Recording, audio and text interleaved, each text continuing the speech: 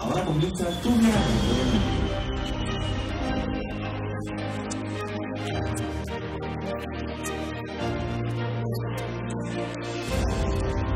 Pioneros en el mundo.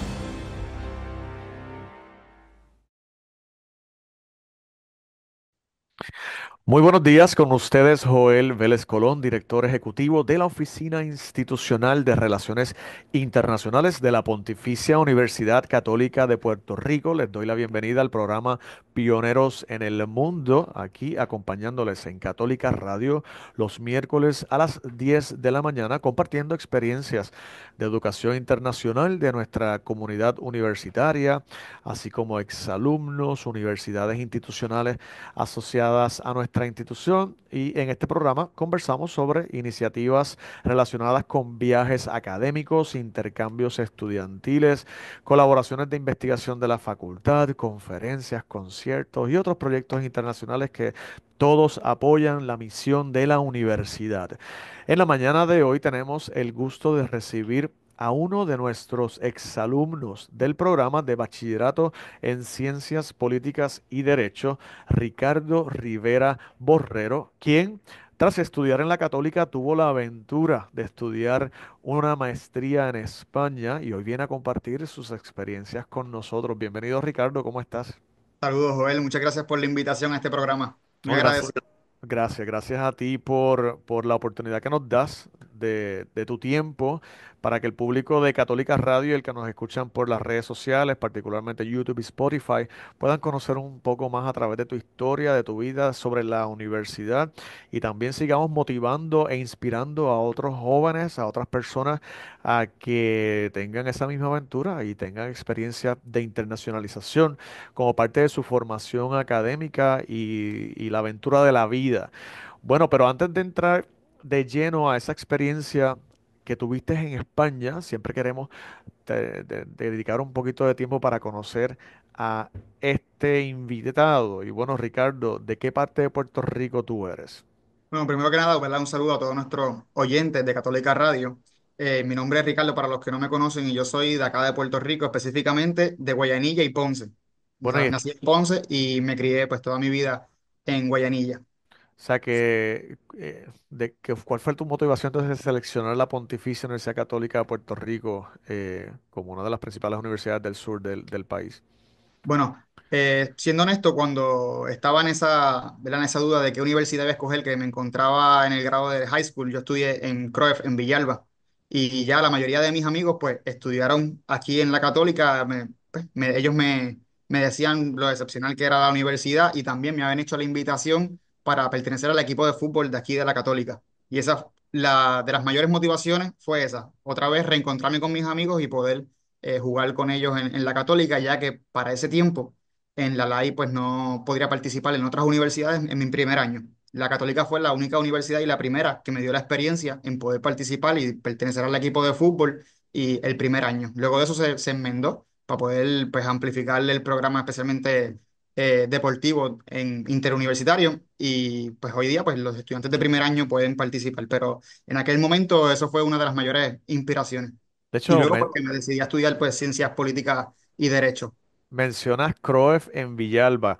Para el público que nos escucha, probablemente en Puerto Rico o fuera de Puerto Rico, ¿qué es CROEF y cuál fue tu experiencia? Porque es una escuela especializada y me encantaría brevemente que nos hables sobre tu experiencia allí en esa high school. Claro que sí, GROES su sigla es Centro Residencial de Oportunidades Educativas de Villalba. Pues se encuentra mismo ubicado en Villalba, una escuela especializada en ciencias y matemáticas. También gracias al deporte, pues tuve la oportunidad en el 2016 de poder ingresar en esa escuela, un programa de fútbol que iba primero para Salinas, para el albergue olímpico. Luego, pues cuando no había acuartelamiento, me trasladan ese programa a CROEF y fue una experiencia súper retante para mí.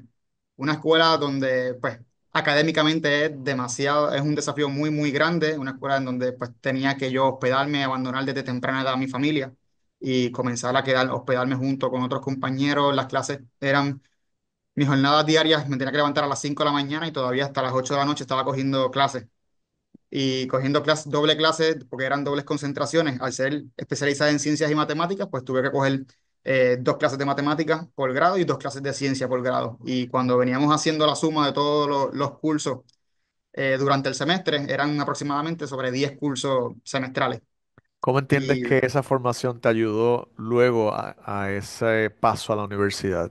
no, definitivamente me cambió la vida y me preparó súper bien. Porque, o sea, aparte, no solamente es retante en lo académico, sino también en lo social, te prepara y te independiza. Tú cuando llegas a esa high school, pues lo primero que tú tienes que hacer es tu propia matrícula. Tú tienes que organizar tu propio horario. Tú tienes que coger las propias clases y tener conocimiento de en qué clases tú tienes o tú deseas enfocarte mucho más. Y de paso, esa primera experiencia que yo tuve en CROEF y esa convivencia que tuve con todos mis compañeros, ¿verdad? Que estuvieron conmigo allá, súper retante. Y cuando yo luego llego a la universidad, que me graduó de CROEF, pues no quiero sonar mal, pero para mí la universidad fue mucho más fácil que CRUEF. Qué bueno que tuviste esa formación allí y bueno, pues las personas que deseen más detalles, pues también pueden acceder me imagino, a sus páginas web para conocer incluso los requisitos para estudiar en esta institución. No sé si recuerdas algunos de ellos, o sea, para poder entrar a CROEF, ¿qué se requería? Era, primero tienes que pasar, ellos tienen tres exámenes distintos. Para poder entrar en noveno grado, tienes que tomar el Piense uno. Para poder entrar en décimo grado, el Piense número 2. Y un décimo te evaluaban con el College Board. Grado 12 no admitían a ningún estudiante, solamente eran los tres grados anteriores. Tenías que tomar ese examen, tenías que cumplir con un promedio de 350 o más. Y una vez estando allí, un tercer requisito era tu conducta, cómo te comportabas, cómo era tu convivencia en la residencia. Y luego de la residencia, pues ahí te llegaba una carta más o menos por verano si sabías si readmitías o no ahí a la escuela. Bueno, y dentro de esas experiencias académicas y también sociales que tuviste en CROEF, ¿cómo se da esa transición de las ciencias y las matemáticas al campo de las ciencias políticas y derecho? ¿Qué te impulsó entonces a tomar la decisión a comenzar en la católica en esta rama del conocimiento? Bueno, siendo honesto, a mí las ciencias y las matemáticas nunca me gustaron mucho. Yo veía más como una obligación cuando estando en esa escuela y, ¿verdad? Siendo parte del equipo, el tener que esforzarme y ser mucho más aplicado en ese campo. Pero a mí siempre me gustó mucho el arte, hablar en público, las humanidades. Y cuando llego aquí a la Católica, pues me ofrecieron esos programas y me orientaron súper bien para ese tiempo. Y me dieron toda la posibilidad de programas que había. Me acuerdo que la organizadora del programa de Ciencias Políticas combinado con Derecho era, o no sé si aún todavía es, era Mariceli Tirado. Ella me cita, me realiza una entrevista ahí mismo en el departamento y me orienta, me explica cuál era la diferencia entre ese programa que ella venía dirigiendo, que era el de Ciencias Políticas y Derecho, con el de Estudios Prejurídicos. Y cuando pues me oriento súper bien, yo de una dije que sí. Dije que sí y ya en agosto pues pude comenzar mi experiencia universitaria dentro de dicho programa, siendo Maricela Tirado, pues una de las primeras profesoras y también un saludo que ya no está con nosotros al profesor Otto Sievens también, que fue uno de los grandes profesores que también cambió mi vida aquí mismo en la universidad. Algunas experiencias académicas significativas durante ese bachillerato. Sí, Algunos contenidos, algunos temas o algunas actividades, ¿verdad? Que hayas participado. durante las clases, pues siempre participaba en las clases, compartía con mis amigos, hice grandes amigos y yo diría que pues, de los mejores amigos que uno se lleva es los que uno conoce específicamente en la universidad. No necesariamente tú tienes que llevar muchísimo tiempo, sino cuando tú llegas aquí y conoces ese primer año a ese compañero, esa compañera, pues se vuelven hermanos de como si fuera toda la vida. Aparte de eso, una experiencia o de las experiencias que más me marcaron dentro de la universidad fue cuando pude conocer, para ese entonces era el profesor de teología, el señor Padre Luis. Él me hace la invitación a la capellanía y de ahí pues lo conocí y nació un programa que era, o una propuesta para aquel tiempo, que era la propuesta del Ágora. Y el Ágora era un espacio que pues se fundó entre varios estudiantes y junto con Padre Luis y también nuestra mentora del grupo que era la licenciada Alisa Riestra, también ella estaba con nosotros, nos dio muchísimo apoyo para ese tiempo. Nuestro presidente cuando estaba Jorge Iván Vélez Arocho, le envió un saludo también desde aquí si nos está escuchando. Él nos ayudó mucho a organizar ese programa y constaba en, pues, al aire abierto, en campo abierto durante así, en la universidad, especialmente en las horas, los martes, que era la hora universal. Nosotros escogíamos diferentes temas sociales que generaran un poquito de picardía o bastante controversia o que pues la misma población necesitara hablar de eso al aire libre. Y escogíamos ese tema con el toque cristiano que le dábamos gracias al Padre Luis y empezábamos a discutir a general como una especie de simposio, una especie también de debate. Pero era un debate pues muy organizado que tenía su estructura y sus reglas.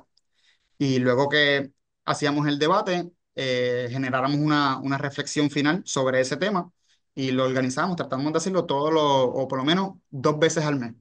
Los martes, a veces los martes y los jueves en la hora universal. Y yo digo que pues el ahora me preparó muchísimo porque no solamente pude conocer a personas que iban caminando, luego escuchaban a alguien hablar y decidían participar y pues tuve el acercamiento y lo invitábamos, sino que también me ayudó mucho en conocer grandes profesores que también sirvieron como el personal que nos prácticamente estuvo con nosotros ahí o de los ponentes principales. Uno de ellos, me acuerdo que, aunque nuestro primer ponente fue el presidente Jorge Iván Vélez Arocho, yo digo que de los más enriquecedores de ese programa o de esa actividad, lo fue el doctor Alvin Bay. Él fue, me acuerdo que era un tema sobre psicología y él vino, puso una silla en el medio y dijo, bueno, lo quiero que estén escuchando, que estén escuchando el tema de hoy y los quiero mucho más cerca. Así que vengan, hicimos un círculo ¿verdad? Sobre él y empezamos. Ese encuentro fue para mí o sea, de los que más me llevo en mi corazón, cuando estuvo el doctor Alvin Boy. Muchas gracias por mencionar esta iniciativa, Ricardo, que ¿verdad? Tengo entendido que eso fue para el diciembre aproximadamente del 2022 que se fundó esta iniciativa. Y Aproximadamente. sí, y pues definitivamente saludos a nuestro expresidente Jorge Iván Vélez Arocho, también al padre Luis, capellán de nuestra universidad, por tener esta iniciativa estudiantil que formaba parte de la carpa del encuentro y también al doctor Arvin Vaz, que definitivamente sigue con nosotros como director del Centro de Consejería. Eh, También tengo entendido que como parte de las experiencias de tu bachillerato fue precisamente participar de otras actividades extracurriculares como fueron los internados. Y no fue solamente uno, sino que participaste de 3 internados. Y me encantaría también que nos comentes un poco sobre cada uno de ellos, para qué época lo realizaste, en qué consistió tu labor en cada uno de ellos, ¿verdad? Y algunas de las experiencias más significativas que ayudaron a seguir formándote académicamente. Efectivamente, más o menos para esa fecha de 2022 también, pues tuve la oportunidad y el privilegio de participar de mi primer internado, que se llamó el Internado Baltasar Corrada del Río. Ese se llevó a cabo allá en el Departamento de Estado en San Juan y ahí trabajé en la oficina de certificaciones y reglamentos. En esa oficina, pues nos dedicábamos prácticamente a recibir todos los reglamentos y todas las ordenanzas municipales, aprobarlas, archivarlas y también dábamos servicios de apostillas a documentos. Y pues ahí tuve mi primera experiencia de internado, conocí a también muchísima gente allá durante esa experiencia, me encantó esa experiencia y de allí pude partir a continuar los próximos internados gracias a las invitaciones que pues los mismos compañeros me habían haciendo y las orientaciones que iba recibiendo poco a poco. Bueno, Luego de ese, perdona, Ricardo, es que me llama la atención que menciones que colaborabas dentro de los procesos y gestiones relacionadas con la apostilla.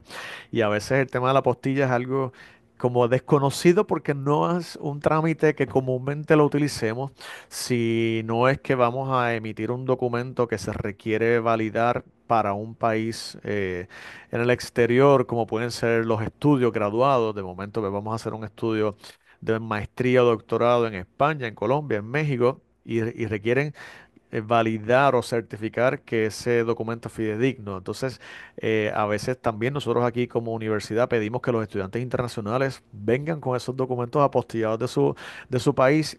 Y no hay necesariamente mucho conocimiento sobre estos procesos. ¿Qué experiencias tuviste allí mientras laborabas en el Departamento de Estado?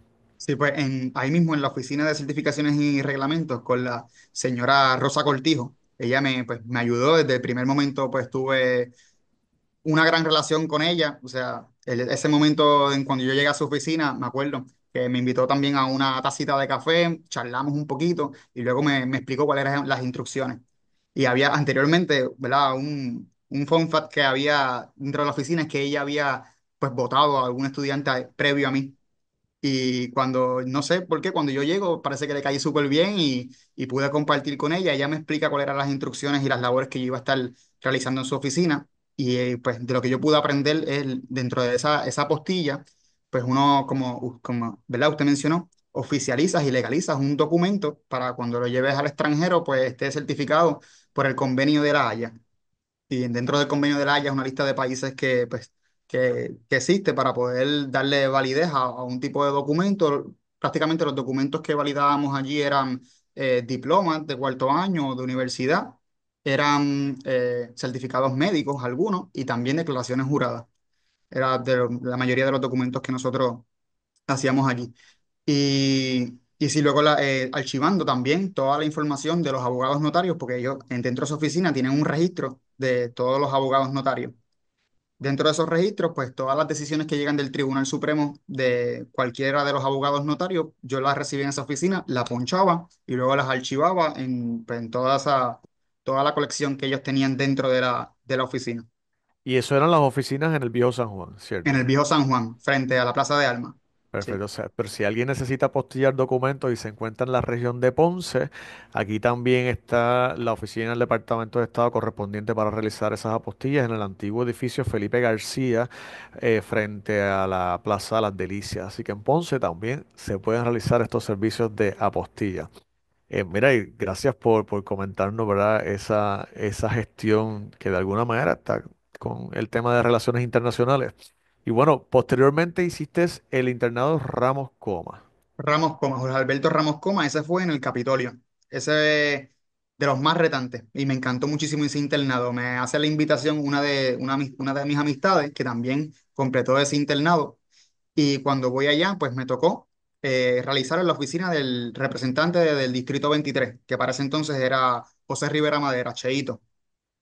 Trabajé, colaboré junto con él en su oficina, me ayudó un montón también, que le doy las gracias y le envío un saludo si está escuchando, ¿verdad? Nos está haciendo oyente de aquí de Católica Radio. En esa oficina, pues tú tenías la oportunidad de prácticamente no solamente orientarte de todo el procedimiento legislativo, sino también de tú mismo redactar una ley para luego, a través de petición, un proyecto por petición, presentársela a uno de los representantes y que pues, se pudiera convertir realmente en una ley. Y tuvimos ese privilegio de ese grupo que seleccionaron, de luego de orientarnos, a hacer vistas públicas. Luego de hacer vistas públicas y debates, hicimos una sección real, ocupando en el hemiciclo las sillas y algunos de los puestos de los mismos representantes y de los mismos legisladores. Se presentó una medida que fue escogida por el mismo grupo, la debatimos y luego la aprobamos o la colgábamos ahí en el pleno. Y fue una Qué temas experiencia. abordaste durante ese internado? Durante ese internado, me acuerdo que en las vistas públicas tocamos el tema de la educación sexual en los colegios, ese tema. Y en la sección se tocó el tema, hubo un proyecto de un compañero, él es de Adjunta, y si no me equivoco, sí, él está actualmente estudiando en la Escuela de Derecho de aquí mismo, de la Universidad Católica. Eh, pues él presentó un proyecto él quería, la intención era legalizar o despenalizar, perdón, la prostitución. Y pues tocamos el tema, se dividieron, nosotros también habíamos hecho una dinámica en donde nos habíamos segregado por ideales y por partido, nosotros fundamos nuestro mismo partido con nuestro propio nombre y prácticamente hacíamos ponencias, redactábamos pues todo tipo y hacíamos trabajo legislativo. Y cuando llegaba la época de la sección, pues nos dividíamos según los partidos y según las mayorías y las minorías, escogíamos portavoces de mayorías y minorías, escogíamos iba a ser el presidente, la persona que iba a presidir la sección y el secretario, quién iba a ser el sargento de armas, etcétera. Y luego pues llevamos a cabo la sección y pudimos en el pleno, me acuerdo que se discutió ese tema, la despenalización sobre la prostitución. Y yo era de los que en ese momento, pues cuando participé, yo era de los que estaba en contra y pues gracias a todo el apoyo de los compañeros, luego de creo que es 3 o 4 horas de debate que tuvimos de vista y de sesión ese día, pues se logró, eh, la medida no pasó, se Cuando logró hablas, colgar la medida. cuando hablas de los compañeros, me imagino que hay otros estudiantes de otras universidades de Puerto Rico. Correcto, Es un sí, internado para estudiantes universitarios. correcto, sí. ¿Esos estudiantes deben ser de algunas carreras en particular? No, no específicamente. Allí yo pude compartir con estudiantes de diferentes carreras. Hubo estudiantes que también pues, estudiaban ciencias políticas. Allá la mayoría de la Universidad UPR Recinto de Río Piedra. Hubo otros que pues también ya eran estudiantes que estaban dentro de la misma escuela de derecho. Pude compartir con personas que ocupaban, ¿verdad? Eran estudiantes de derecho ya sea en la Interamericana, aquí mismo de la Católica, en Río Piedra. Hubo estudiantes de medicina que pude compartir con ellos. Hubo estudiantes que también estaban en administración pública, u otra en administración de empresas. O sea, era un programa muy variado y enriquecía porque cada cual traía su problema, cada cual traía su inquietud desde el campo que se especializaba o desde el campo que venía. Sí. No, tremendo. Me encanta porque cada experiencia suma para la próxima que vas a tener. Y luego de el internado de Ramos Coma pasaste al internado Luisa Ferré en Fortaleza. Coméntanos un poco sobre esa experiencia. Efectivamente, ese internado de Ramos Coma culmina más o menos como en diciembre y luego ya, pues, tuve la oportunidad de continuar a hacer el próximo internado que fue el de Luis Aferré, un internado que hacen prácticamente todos los veranos, efectivamente, en la Fortaleza. Y una vez haces pues, el proceso de entrevista, ellos te invitan a que seas tú el que escoja cuál agencia administrativa te gustaría participar, te gustaría colaborar. Y pues yo escogí, para ese entonces era el Departamento de Justicia. Realicé dentro de ese departamento de justicia era mucho más como informativo. O sea, pude conocer a la jefa en la oficina de la jefa de los fiscales, compartí con ella, vi cómo era el procedimiento. Luego de eso, me acuerdo que pude ir también al Instituto de Ciencias Forenses y tuvimos la visita dentro del instituto. Y posteriormente, pues nos mandaron a ocupar y hacer unas horas, no solamente con los fiscales, sino también dentro de los tribunales. En los tribunales nos tocó, por un periodo nos tocó en el tribunal de Bayamú, luego pasamos al tribunal de San Juan y por último lo pude completar en el tribunal de Ponce. Y ahí estuve compartiendo con los fiscales, asistiendo a los casos, a las vistas que se celebraban y viendo cómo era todo el proceso, cómo se dictaba sentencia, cómo se citaban, cómo los abogados ahí pues litigaban. Toda esa experiencia, pues gracias a ese internado pude aprovecharla. Temáticas, asuntos que se abordaban en estos procedimientos que de alguna manera te impactaron o conociste un poco a mayor profundidad de los temas sociales que se viven en Puerto Rico. Sí, de los casos que para ese entonces, pues más casos había era de violencia contra la mujer o violencia doméstica, sí. Era de los casos que más me impactaron. O sea, uno estar ahí presente, escuchar el testimonio, ¿verdad? De la víctima, de la mujer, escuchar por lo que pasaba, declarar todas sus cosas. Hubo un caso en San Juan que fue sobre un asesinato y la persona pues confesó. El imputado confesó ahí cómo lo hizo, paso a paso, describiendo, escuchar a los familiares que estaban también presentes en la vista, pues desgarradoramente llorar. Eso es algo que impacta, que pues uno, si no vas al tribunal y no estás sentado en ese banco escuchando esos testimonios, ¿verdad? Es muy, muy, muy difícil. Y de los casos que más recuerdo y que más me impactaron, y la mayoría eran de violencia contra maltrato y violencia contra la mujer. Especialmente algo que me llamó la atención, donde más se daban esos casos de los tres tribunales que pude visitar, eran en el tribunal de Ponce. ¿No? Y de alguna manera te ha motivado o ha hecho pensar esto en continuar estudios en el área del derecho. Sí, sí, posteriormente pues tengo pensado ingresar, ¿verdad? Para poder continuar y completar el Juris Doctor. Todavía no sabría dónde, pero seguramente me encantaría, si me preguntas a mí, me encantaría hacerlo aquí mismo en la universidad donde completé mi bachillerato, que fue aquí en la Universidad Católica. Pues pienso sí de seguir estudiando Derecho. Y también otros temas que, ¿verdad? En conversaciones previas me has comentado que te interesan, está la macroeconomía y también la filosofía. La filosofía, sí. Un Sí, poquito que pues, nos comentes de esas dos áreas también que son de tu interés. bueno, pues como, ¿verdad? Te comentaba, para beneficio de nuestros oyentes, yo cuando estaba completando el bachillerato, pues tuve una clase con el profesor Ibarra, que era filosofía jurídica. Y dentro de esa clase, no sé qué pasó, que me despertó a mí, pues, las ansias y el deseo de poder estudiar filosofía y de complementar, pues, la filosofía con el derecho. Pues cuando estoy estudiando esa clase, empiezo a buscar libros por mi cuenta, pensadores por mi cuenta o algunos pensadores que él mismo me citaba. Y descubrí esa pasión por la filosofía. Y yo la veo como un complemento. ¿Qué pasa? Cuando estudio filosofía, dentro de los pensadores que había ido leyendo más o menos, dentro de los ideales que iba descubriendo y contrastando, pues me di cuenta que pues que también la economía es súper importante y la mayoría de la filosofía que yo analizo y estudio es filosofía política y económica. Es la más que me gusta, aunque pues he estudiado también y sé un poquito de otros campos dentro de la misma filosofía. Y pues de ahí nace también mi intención en completar primero una maestría en filosofía y posteriormente pues el deseo de culminar también, cuando Dios, ¿verdad? Sea la voluntad de Dios, culminar el doctorado en filosofía y poder ejercer una maestría en macroeconomía. Me interesarían el tema de dentro de la economía a niveles macroeconómicos, a nivel de países. Bueno, Ricardo, gracias por comentarnos toda esta experiencia académica, personal que has vivido aquí en la Pontificia Universidad Católica de Puerto Rico. Ya como un preámbulo a entrar de lleno a tu experiencia en España, ya se nos ha ido este primer segmento, así que ¿qué tal si hacemos una breve pausa y les decimos a los amigos y amigas que nos sintonizan que nos vuelvan a sintonizar en breve cuando regresemos a Pioneros en el Mundo? Así que no se retiren y continuamos conversando con Ricardo Rivera. Pioneros en el mundo.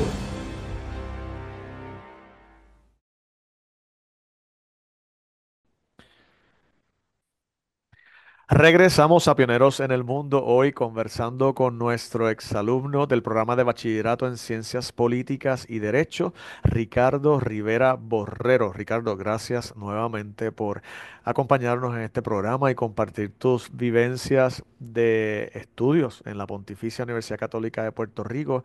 Y bueno, como parte de esas, culminábamos el segmento anterior conversando sobre los 3 internados que tuviste la oportunidad de participar mientras fuiste estudiante de la Católica. Y me quedó una duda que me encantaría que nos comentes, particularmente a beneficio de los padres, familiares, amigos o de los mismos estudiantes que nos escuchan, y es sobre los requisitos para solicitar a este programa, porque de momento pues hay jóvenes que dicen, espérate, yo quiero tener esas mismas vivencias que tuvo Ricardo, sea porque estudia en la Católica o en otra institución de Puerto Rico. ¿Cuáles fueron esos requisitos que tuviste que cumplir, ¿verdad? Para lograr cada uno de ellos.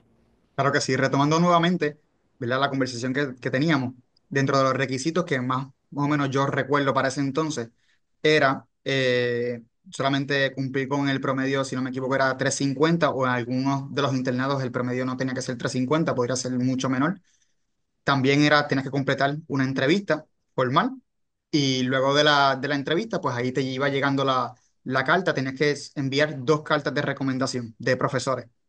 Dentro de los 3 requisitos, yo creo que de los más retantes que quizás los estudiantes puedan sentir un poquito de nervios y medio es la entrevista, pero no debe sentir miedo. Si usted está seguro de hacer una experiencia y de vivir la mejor experiencia, usted tiene que ir seguro de lo que usted quiere y créame que no se va a arrepentir una vez comience y complete todo eso. Va a tener el deseo de seguir haciendo más y completando más y más y más internados porque definitivamente enriquecen y te ayudan mucho luego en el campo laboral y profesional. Y dentro de los 3 requisitos, así recapitulando, era promedio, era 2 cartas de recomendación de profesores y luego el paso final, una entrevista. ¿Qué tal esa entrevista? La entrevista súper bien, la más que me gustó y la más que fue la un poquito más retante fue la del internado Ramos Coma, que tenías un panel de 4 y dentro de esos 4, 2 eran legisladores. Y los legisladores te hacían preguntas sobre por qué escogiste ese internado. Me acuerdo que de los legisladores que recuerdo, ese día estaba Héctor Ferrer, hijo. Y él me hizo una pregunta de qué ley, ¿verdad? O qué proyecto de ley para la Cámara, que es donde él está ahora mismo pues, haciendo sus labores, pues yo presentaría y por qué. Y tuve que explicarle brevemente qué tipo de ley y el por qué. Y luego de ahí, pues venía sus preguntas antagónicas de si más o menos si él se mostraba, trataba de, aunque estuviera de acuerdo con tu proyecto, o por encimita estuviera de acuerdo, pues trataba de hacerte preguntas un poquito más retantes y chocantes, cosa de que pues tuvieras la preparación y tuvieras más o menos una idea de qué debías contestar o de qué debías prepararte en cuanto al proyecto, que tomarás en cuenta dentro de su feedback muchos de los puntos que él te iba a decir, casi todos de los puntos eran puntos antagónicos, puntos que en donde él se presentaba como que no iba a estar a favor tuyo o puntos en contra de tu proyecto. Y lo hacía pues con la intención de poder se desarrolle bien el proyecto y pueda entonces contestar y cubrir todas las bases. Bueno, y una de las estudiantes que también se dio la oportunidad de realizar un intercambio, internado en Puerto Rico e intercambio internacional fue Juliana Groló, quien actualmente es estudiante de la Escuela de Derecho y que sé que conoces y que de alguna manera hubo una interacción en ese proceso. Le enviamos un saludo y cómo fue ese compartir con ella. Sí, Juliana, pues desde el primer momento que yo entré aquí a la universidad, todas las clases, pero todas las clases las tomamos juntos. Y siempre fuimos juntos en el proceso, la conocí. Juliana es una estudiante, pero excepcional, y incluso como amiga me ha ayudado muchísimo, así que pues también le envío un saludo. A Juliana yo me la encuentro en una entrevista de los internados, ¿verdad? De sorpresa, porque los dos no sabíamos que nos íbamos a encontrar ahí. Y de ahí para acá, pues la amistad creció un montón. Y yo digo que la quiero mucho y siempre la apoyaré en todo lo que ella decida hacer. Así que le envío un saludito a Juliana. Sí, Juliana, tuvimos la oportunidad de entrevistarla para para julio del 2022, particularmente por su experiencia de intercambio en la Fundación Ortega Marañón en la ciudad de Toledo, España. Así que, Ricardo, retomando, luego de todas estas experiencias de bachillerato en la Católica, te gradúas en el 2023 y en ese mismo verano, particularmente en agosto, tienes la gran experiencia de participar de la Jornada Mundial de la Juventud en Lisboa, donde pues ciertamente tuviste la oportunidad de presenciar a nuestro querido Papa Francisco, ya hoy fallecido, y que, ¿verdad? Esa experiencia también te iluminó mucho hacia los próximos pasos que ibas a dar, particularmente a la experiencia de Madrid. Cuéntanos brevemente sobre esa experiencia de la JMJ. Sí, yo recibo la invitación a la Jornada Mundial de la Juventud, a la JMJ, que se celebró en Lisboa, ¿verdad? Con nuestro Papa, que en paz descanse, Papa Francisco, gracias al Padre Luis. El Padre Luis, que es el capellán de nuestra universidad, pues él me hace la invitación, me dice de más o menos de qué constaba el viaje y de la preparación que uno debía tener antes de continuar ese viaje.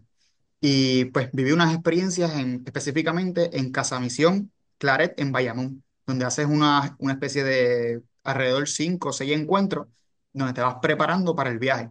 Y pues cuando yo fui allá a Casa Misión, pues cambió mi vida. Conocí a un grupo súper grande de jóvenes que eran aproximadamente 80 jóvenes que iban a viajar conmigo para allá, que también vivían la fe de la misma manera que yo la vivía y con una alegría que inexplicable.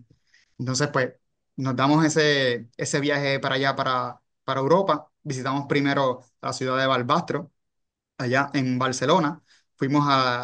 Recorrimos el camino de los mártires claretianos. Visitamos donde estaba, ¿verdad? Los restos, descansaban los restos del padre Claret, San Antonio María de Claret.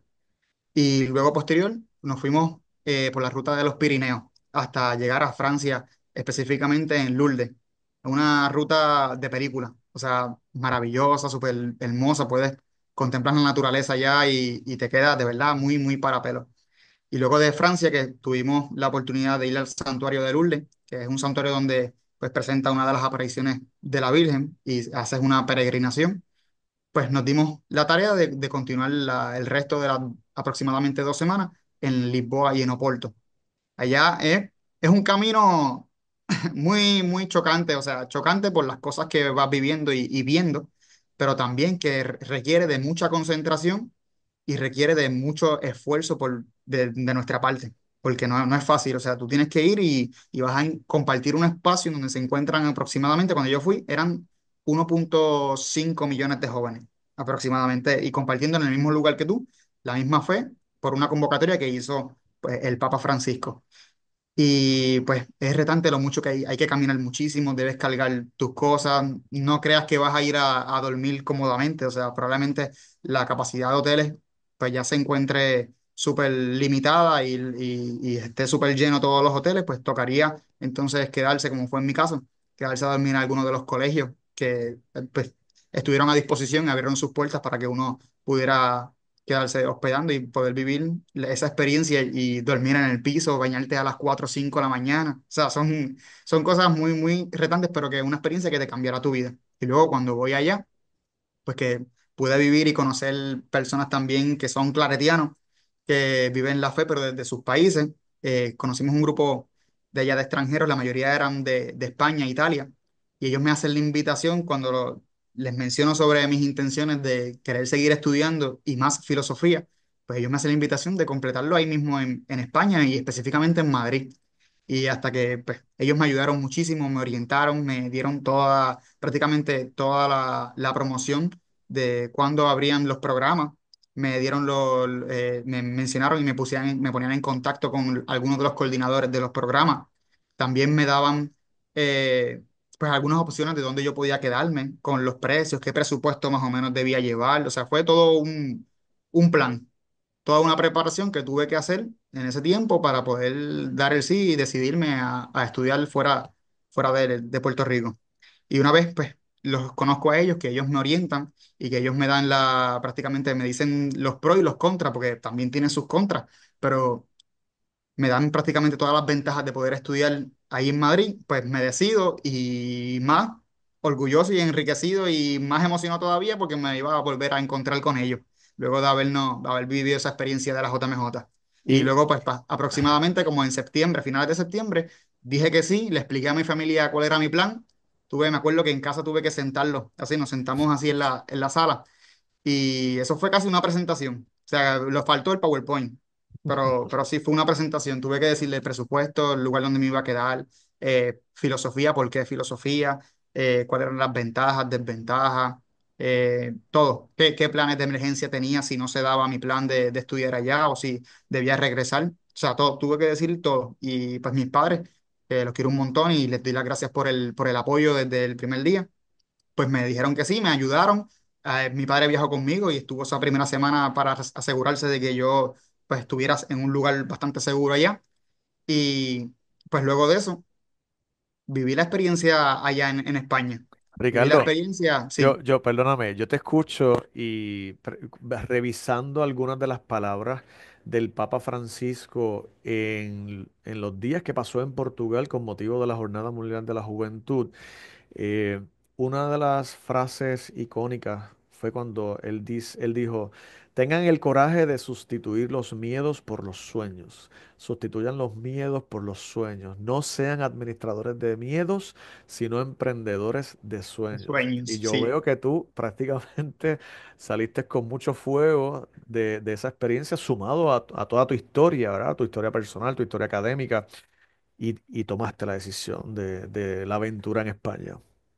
Sí, Eh, efectivamente me arriesgué y diría yo que de las mejores experiencias que pude vivir. Y si me preguntas si la repetiría, claro que sí, la repetiría nuevamente. Estuviste entonces en la Universidad Autónoma de Madrid y Correcto, estudiaste una maestría en crítica y argumentación filosófica.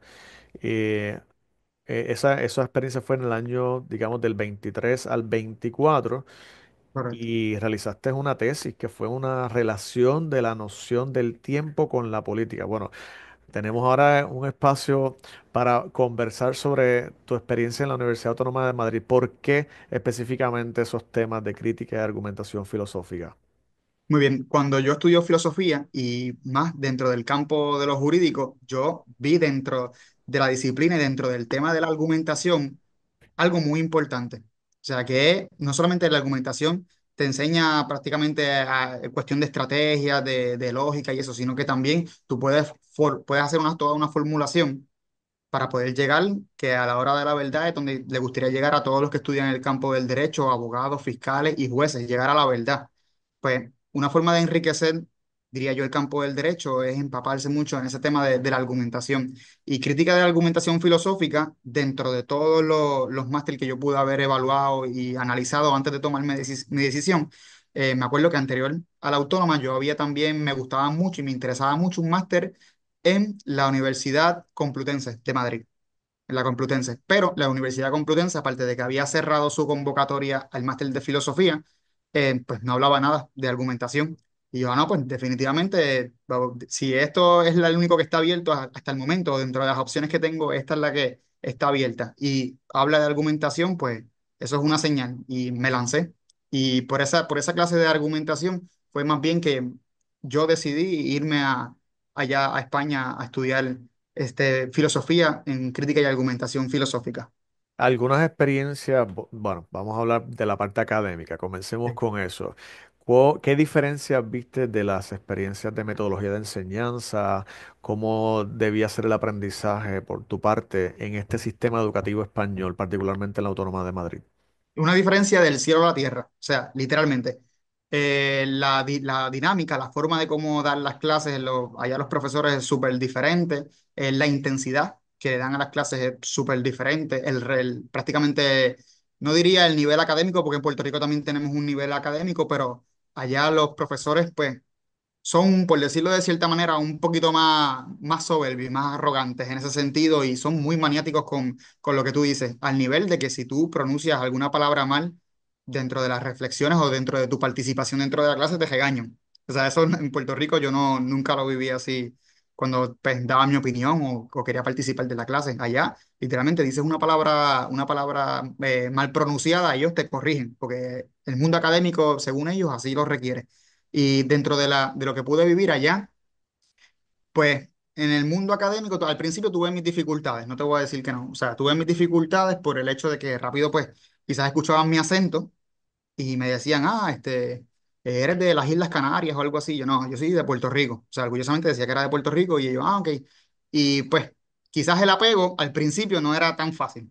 Tú tenías que, como todo, ganarte las cosas y ganarte incluso hasta los mismos profesores. Hay algunos que me los gané, hay otros que nunca me los gané, pero eso no quitó el miedo ni el reto de yo seguir estudiando y completar mi máster en crítica y argumentación filosófica.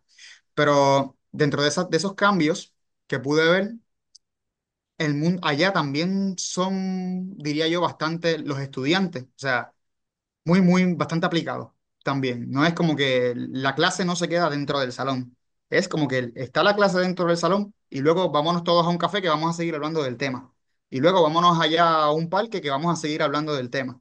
Y vamos a un restaurante y opinamos sobre lo que dijo el profesor. O sea, es como que toda la relación o prácticamente ese ambiente académico y ese ambiente de compañerismo que tú puedas hacer dentro de los salones o dentro de las aulas, como ellos le dicen, pues sí, bastante retante. Y otra cosa fue retante también el vocabulario. O sea, tener que adaptarme a algunas palabras, tener que adaptarme a la rapidez de su vocablo, tener que adaptarme a quizás la presunción que tenían los profesores, porque muchos de los profesores, tú ibas allá y te preguntaban de dónde eras, etcétera, y qué estudiabas, pero a ellos no les importaba nada si tú estudiaste anteriormente filosofía y si tenías algún conocimiento o no. Ellos continuaban su clase y ellos presuponían que todos los que se matricularon en su clase eran conocedores de esa materia y conocedores de los temas que se tocaban en clase.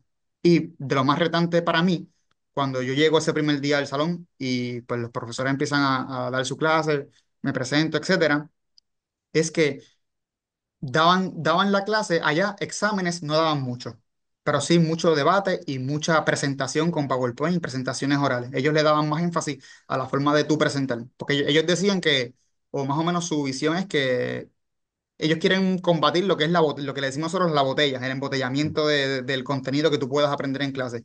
Ellos dicen que cuando tú escribes y te tienes la obligación de decir algo, retienes mucho más material cuando tienes que explicarlo. Y ellos, su método de enseñanza era 100% así. Era, vamos a discutir este tema, quiero ideas nuevas, no quiero ideas de otros pensadores, te lo dejaban saber. Cuando tú traías una idea, ¿verdad? Ponías una idea a la mesa, te decían, eso que tú dijiste lo sacaste de tal pensador. Y no es bueno que, o sea, es bueno que lo hayas traído al tema, pero quiero ideas tuyas, quiero ideas propias. Y pues eso me ayudó muchísimo también. La dinámica del debate me ayudó muchísimo. Pero de lo más retante que yo pude experimentar allá era que pues las clases eran por las noches y eran de 2 horas. Eran 4 horas, yo tomaba 2 horas por 2 horas por clase y eran 4 horas diarias. Entonces, pues yo entraba a las 8 de la noche, salía aproximadamente a las 10 de la noche de las clases y cuando salía de las clases, más o menos, tenía otra vez que volver a estudiar, porque me quedaba quizás con algunas dudas. Mencionaban a pensadores, mencionaban a algunos filósofos, mencionaban algunos libros que yo nunca los había leído y que ya, pues la mayoría del salón, incluso los profesores, presuponían que, esto es sencillo, esto ya ustedes lo vieron en grado o en bachillerato. Y yo no, pues yo no vi eso en grado ni en bachillerato. Y era como un doble esfuerzo que tenía que hacer yo por querer aprender y estar en sintonía con los demás. Tenía yo que llegar, estudiaba de 8 a 10 aproximadamente, o de 6 a 10 perdón, eran 4 horas, las clases eran a las 6 efectivamente, sí, de 6 a 10 y cuando salía, eso era lavas la ropa en la residencia, te haces comida y mientras se hace la comida sigue estudiando y sigue buscando la biografía de ese autor que mencionaron que tú no conoces. O sigue buscando ese libro que resaltaron un tema en una página en específico que tú nunca has leído. Y eso era, pues, era como una doble tarea. Cada clase siempre era una doble tarea y un esfuerzo doble por no solamente el esfuerzo de estar en sintonía con ellos, más el esfuerzo de una vez tener ese material, pues seguir, poder estar más o menos en cuestión de la calidad, el nivel de debate y el nivel de las ideas que se traían, ideas innovadoras. No, y que a diferencia de Puerto Rico, la mayor parte de las maestrías son de 2 años, incluyendo la Mm, tesis. Ahí era un año, incluyendo también la investigación. correcto. En breve, en resumen, ¿qué temas abordaste o de alguna manera las relaciones más importantes para ti con el tema de tu tesis, relación de la noción del tiempo con política? En mi tesis, pues que yo hablo sobre las nociones temporales que prácticamente guían nuestra conducta política, que yo la comienzo esa tesis aproximadamente principios de marzo, para que pudiera, pues, me diera tiempo de completar, pues tenía ya que presentarla el 1 de julio, allá lo que yo llamo en el tribunal allá. Cuando yo estoy haciendo la tesis, pues no solo, me doy cuenta que la noción del tiempo es súper difícil. Y es súper difícil porque la mayoría de los filósofos tienen esa duda sobre, empezando por la definición de qué es el tiempo. No existe una definición exacta sobre lo que es el tiempo. Pues hay muchas nociones de cómo podemos nosotros interpretar el tiempo. Y pero de lo que pude aprender es de cómo ha evolucionado la perspectiva de cómo la sociedad ha visto el tiempo. Y podría hablarte, mencionarte que algunos pensadores, si hablamos de la época B, de Mesopotamia, pues el tiempo era visto como un ciclo. Por eso es normal que cuando en las clases de historia se mencionaran sobre las creencias y algunas posturas religiosas de esa población y esa civilización mucho más primitiva, ellos siempre veían como una correlación entre algo divino con lo natural, algo divino con el sol, algo divino con el agua, con la lluvia, y todo era un ciclo. Y es así porque si es el sol y el sol sale todos los días a la misma hora, que para ese tiempo no habían horas hasta que se inventan luego los relojes, pues todo era un ciclo y el ciclo los obligaba a ellos a comportarse de forma pues circular. El tiempo era visto como en una noción muy circular, donde todo se repite, lo único que cambia es las decisiones que tú vayas quizás a tomar, pero todo está predeterminado. Esa palabra, la predeterminación, era clave en ese tipo de civilización. Y luego aproximadamente la tradición judio-cristiana es la que de forma revolucionaria pues viene a implementar una noción distinta de tiempo, que eso viene a prácticamente a cambiar todo el panorama para que veas cómo la noción del tiempo empezó a cambiar también conductas políticas, empezó a cambiar valores, empezó a cambiar creencias, y es que la tradición judio-cristiana, ella hablaba de lo que se llama, y tuve que argumentar y, ¿verdad?, desarrollar más en mi tesis, el tiempo escatológico. Ellos presentan que el tiempo escatológico significa que hay un inicio del tiempo y hay un final. Pues si ya hay un inicio y un final, a diferencia de los que lo ven o de las civilizaciones que lo veían de forma circular, pues ya eso te obliga a ver la forma del tiempo o el transcurrir del tiempo en un término lineal. O sea, si hay un inicio y un final, pues eso se puede prácticamente dibujar o puede hacer referencia a un segmento. Un segmento donde hay dos puntos, un inicio y un final. Y todos también hay ¿verdad? La tradición judio-cristiana también incluye dentro de sus creencias lo que pues, todo está determinado, pero por la voluntad de Dios. Pero al ver el tiempo de forma lineal, pues eso hace que lo que pasó no vuelva a repetirse, a diferencia de los que lo veían en forma cíclica. Acá no se repite. Acá es un tiempo infinito que va transcurriendo desde el cero hasta el infinito. Y esas nociones, si ustedes las ven de forma o empiezan a interpretarlas de forma o circular o lineal, que hubo pensadores luego que en la edad mucho más moderna trataron de retomar y atraerle un poco más la idea de tiempo circular, como por ejemplo, por mencionar a alguno de los filósofos, Heidegger. Él hablaba de que el tiempo, pues que todo se repetía, que todo era con una constante repetición de los eventos, etcétera, y lo hacen para poder alimentar más la espiritualidad del hombre. ¿Por qué? Porque algo que pasa, y son valores que lo vemos presente hoy día en la sociedad, es que los que ven la noción del tiempo más lineal o una perspectiva mucho más fuerte en esa noción, tienden a ser más progresistas, tienden a adaptarse o a adaptarse más o a querer más cambio. sea, si todo es lineal, pues si todo es lineal, vamos ¿qué? Hacia una meta, hacia un objetivo. Y la meta siempre tiene que ser un progreso. No podemos estar igual que ayer.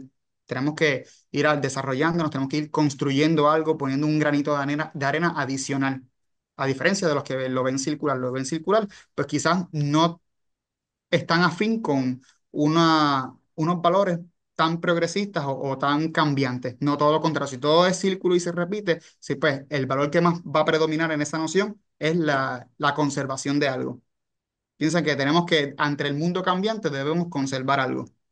Y así Ricardo, yo pude relacionarlo el tiempo con política. ¿quisieras continuar este tema en tus estudios graduados o hay otras áreas donde quisieras explorar de la filosofía?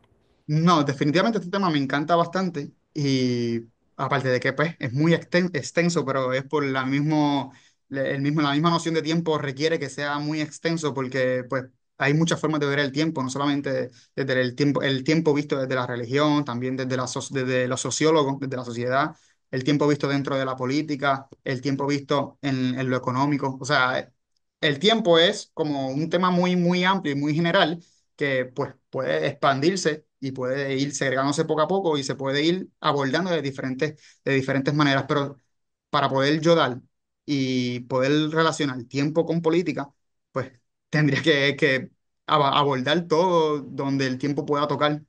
No sé si me entiende. Sí. Todos los tentáculos donde el tiempo se vaya expandiendo y yo tengo que, por lo menos, dejar saber en mi tesis. Y eso es algo pues que requiere un poquito de un mayor esfuerzo y requiere mucha dedicación también. Y espero ya, yo digo que lo de la maestría fue un preámbulo, yo espero en mis estudios doctorales, pues seguir abordando el tema del tiempo y la relación que tienen las nociones temporales que ya vienen sincronizadas en el ser humano, que ya vienen dadas a priori en el ser humano. Nosotros nacemos con una noción de tiempo ya.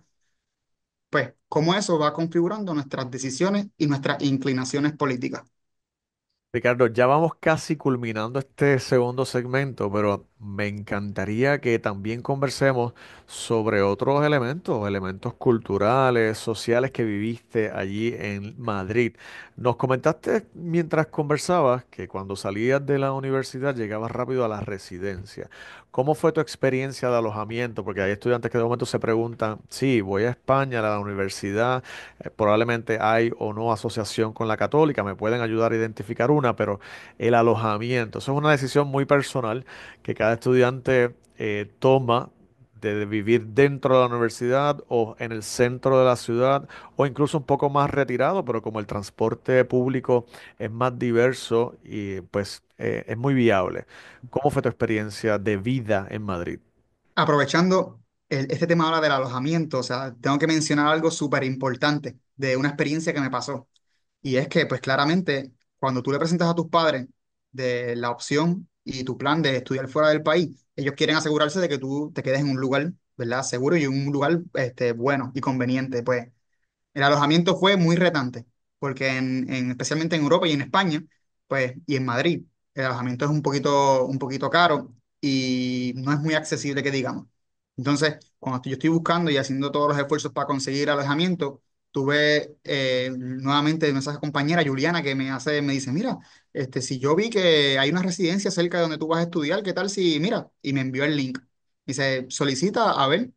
Pues yo solicito, sigo las instrucciones y las instrucciones eran claras. Las instrucciones eran reservaba por 200 euros y pues nada, luego llegabas allí. Y yo, ok, pues eso hice, desde Puerto Rico hice todo y me aseguré de antes de, una vez iba preparando toda la documentación que tenía que tener para poder presentarme allá, ya una vez teniendo la carta de admisión a la universidad y todos los procesos que uno pasa para poder solicitar fuera y estudiar fuera, pues me voy de viaje y mi papá se fue conmigo.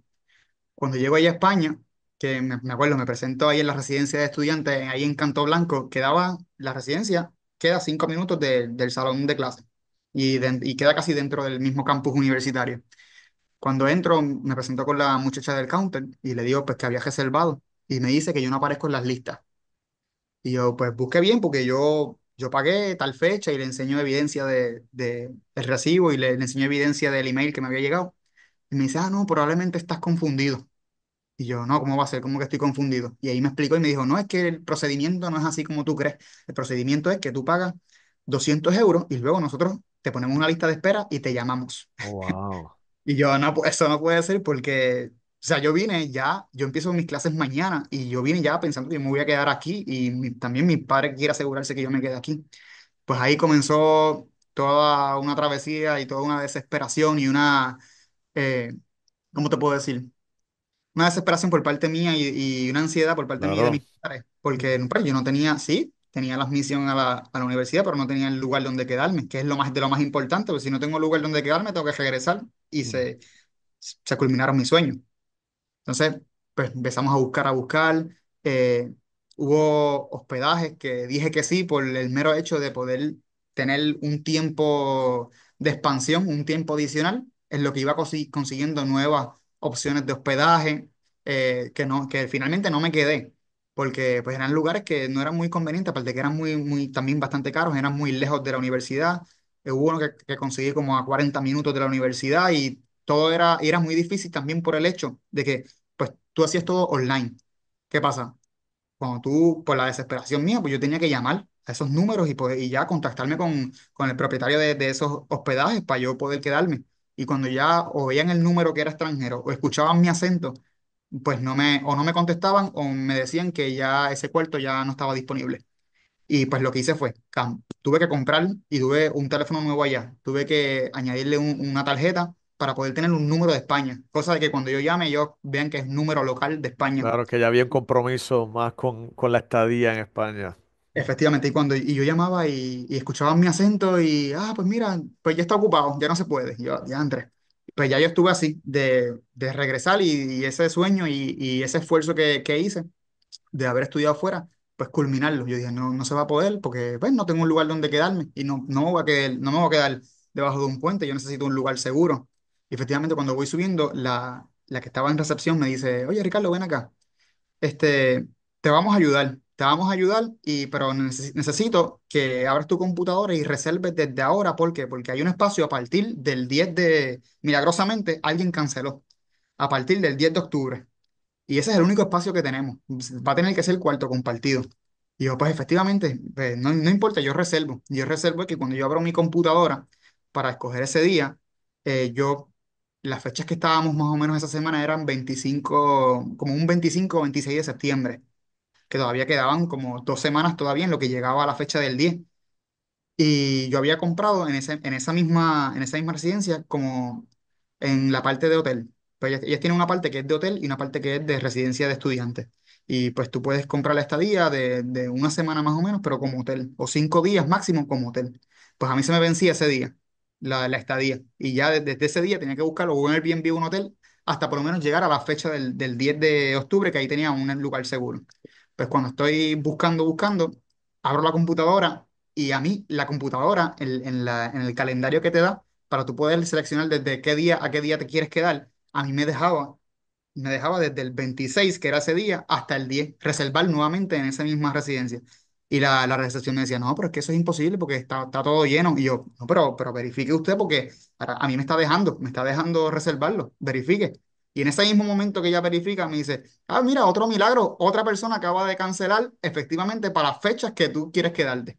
O sea, dos personas, yo digo que fueron pues, quizás dos personas en donde Dios actuó grandemente, precisamente para las fechas que yo me iba a quedar, pues cancelaron y hubo un espacio únicamente para mí, para yo poder completar mi maestría. Y yo eso, pues estoy súper agradecido con Dios por esa señal, porque es que si no era de esa manera, probablemente yo tenía que virar a Puerto Rico y no podía continuar mis estudios allá. Ricardo, mira, ya finalizando el programa de hoy, algunas palabras entonces de motivación para que los jóvenes que te escuchan continúen sus sueños pese a los retos que encontramos en la misma vida universitaria o en la high school, ya haciendo la transición a la universidad y decimos yo quiero hacer estas vivencias que tuvo Ricardo. ¿Qué nos puedes decir? Y de esta forma cerrar el programa de hoy. Claro que sí, mi consejo, ¿verdad? Para todos los estudiantes que ahora mismo están haciendo, pues, continuando en sus estudios, es que primero establezcan un propósito de algo. Un propósito en donde ustedes se vislumbren de aquí a un futuro, o un propósito a corto o a largo plazo, pero tengan su propósito. Una vez tengan un propósito y se aferren a ese propósito, créeme que lo demás va a ir dándose poco a poco. O sea, tienes que coger y una vez establecer tu propósito, esforzarte por querer cumplir eso y no tener miedo. Porque una vez no tengas miedo, las oportunidades van a salir, los amigos te van a ayudar, ¿verdad? En mi caso fue así. Hubo amigos que quizás algunos me ayudaron, otros no, pero yo vivo agradecido por todo, porque dentro del camino tú te vas dando cuenta, te vas dando cuenta de lo grande que es Dios en eso. Les recomiendo, y ¿verdad? Mi mayor consejo es que establezcan su propósito, que continúen adelante, que nunca se quiten, no vean el rendirse como una opción. O sea, siempre sigan adelante, completen todas las experiencias que quieran vivir, vivarlas ahora porque mañana pues uno no sabe si mañana va a estar vivo. Ustedes tienen que pensar y vivir como si mañana fuera o hoy, esta noche, fuese la última noche de su vida. Vívanlo de esa manera. Una vez lo vivan de esa manera, créeme que van a aprovechar todas las oportunidades al máximo. Cuando las completen esas oportunidades, van a decir, wow, o sea, que mucho he aprendido gracias a esas oportunidades y gracias a esas experiencias, que mucho he crecido, que mucho me he desarrollado, qué fácil se me ha hecho ahora muchos aspectos de la vida. Y pues una vez establezcan, lo primordial es eso, tengan un norte claro y establezcan su propósito, que lo demás Dios lo va poniendo en el camino. Y ese es mi consejo, nunca se rindan y nunca vean el rendirse como una opción. Es uno de los principios que yo pues he ido aplicando poco a poco y me han dado la fuerza para continuar y para poder seguir completando, ¿verdad? Mis estudios y todo lo que me gustaría completar y todo en lo que me gustaría convertirme en un futuro. Bueno, amigos y amigas que nos escuchan, ya hemos llegado al final de nuestro programa. Ricardo, gracias por todo lo compartido en el día de hoy. Te deseamos mucho éxito y mucha bendición en tus sueños, en tus metas a nivel personal, académico, vocacional y profesional. Y a todos nuestros amigos y amigas que nos escuchan, recuerden que pueden escuchar este programa y los programas anteriores en nuestro canal de YouTube, Huellas del Futuro, y en la aplicación Spotify bajo el programa Pioneros en el Mundo. Feliz miércoles, feliz semana para todos. Bonito día. Que tengan buen día. Y Joel, muchísimas gracias, ¿verdad? Por todo. Gracias por la invitación y gracias por estar aquí esta tarde conmigo. A ti, gracias.